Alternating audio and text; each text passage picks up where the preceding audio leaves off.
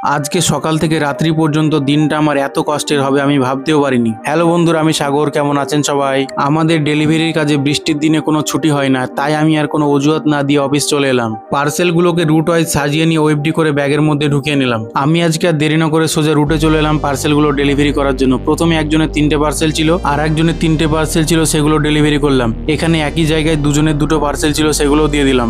আজকের ওয়েদারটা খুব খারাপ ছিল, আকাশটা দেখে মনে হলো যে কোনো সময় বৃষ্টি হতে পারে। আমি খুব তাড়াতাড়ি পার্সেল ডেলিভারি করার চেষ্টা করছিলাম। কয়েকটা পার্সেল দেওয়ার পরে আবারও বৃষ্টি শুরু হয়ে গেল, আর আজকে এবছরের সব থেকে বেশি বৃষ্টি হলো। দাঁড়িয়ে দাঁড়িয়ে বৃষ্টিটা দেখছিলাম আর আমার কষ্টটা অনুভব করছিলাম যে আজকে আমাকে অনেক রাত্রি পর্যন্ত কাজ করতে হবে। প্রায় 2 ঘন্টা দাঁড়িয়ে থাকার পর মনে হচ্ছে বৃষ্টিটা একটু কমলো, তো আমি আর দাঁড়িয়ে না থেকে যতটা সম্ভব ডেলিভারি করার চেষ্টা করলাম। প্রথমে একজন কাস্টমার একটা ডাম্বেল অর্ডার করেছিল, তো সেটা দিয়ে দিলাম। এখানে একজন কাস্টমারের একটা প্রিপেড পার্সেল ছিল, তো সেটা গিয়ে আগে ডেলিভারি করে দিলাম।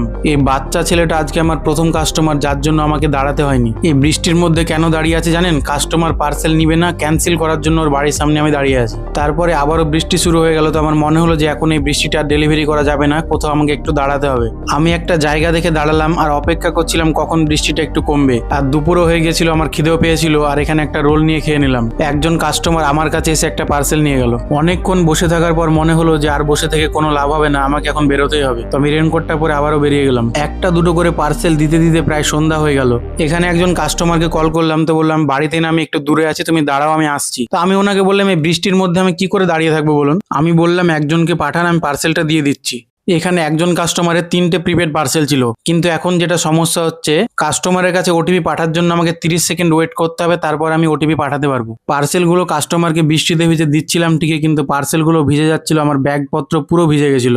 যেহেতু ভারী বৃষ্টি হয়েছে তাই সব রাস্তায় আমি যেতে পারছিলাম না। এদিকে একটা মাটির রাস্তা ছিল। কাস্টমারের জন্য আমি একটু অপেক্ষা করলাম, তো কাস্টমার এসে পার্সেলটা নিয়ে গেল। সারাদিন ধরে যে পার্সেলটা সাইডে নিয়ে ঘুরে বেড়াচ্ছিলাম, সেই পার্সেলটা এতক্ষণ ডেলিভারি করতে পারলাম। 2টো পিক আপ ছিল, পিক আপগুলো আমি সাবমিট করে দিলাম। আর এখন আমি বাড়ি চলে এসেছি। বাড়ি এসে খেয়ে নিলাম গরম গরম খিচুড়ি আর চিকেন কষা। আজকে কাজ করতে আমার খুব সমস্যা হয়েছে, বৃষ্টি হলে কাজ করতে খুব সমস্যা হয়।